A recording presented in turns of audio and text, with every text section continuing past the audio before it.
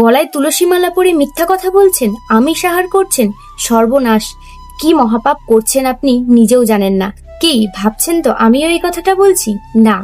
অনেকেই বলে আমি তো মিথ্যা কথা বলি, আমি তো আমিষ আহার করি, আমি মালা ধারণ করব না। কিন্তু আমি বলবো, কেন ধারণ করবেন না? মালা ধারণ না করে যদি আপনি মিথ্যা কথা বলেন, তাহলে কি আপনার পাপ কম হচ্ছে? একদমই কিন্তু নয়, দুটোতেই কিন্তু পাপ হচ্ছে।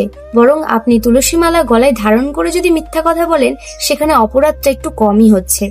আমাদের বৃন্দা দেবী এতটাই পবিত্র যে তাকে গলায় ধারণ করলে একদিন তোমারও হৃদয়ে মনে হবে অনেক তো হলো মিথ্যা কথা, এবার না হয় 10টা মিথ্যার মধ্যে 2টো সত্যি কথা বলি। আর ঠিক এভাবে ধীরে ধীরে আপনিও পবিত্র হয়ে উঠবেন।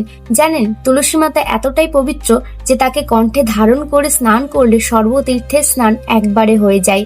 বজ্রপাত সর্পদংশনের মতো অকাল মৃত্যু রোধ করা যায়। মৃত্যুর পর যমদূতেরা স্পর্শ করতে অসমর্থ হয়। তাহলে আর কেন ভাবছেন?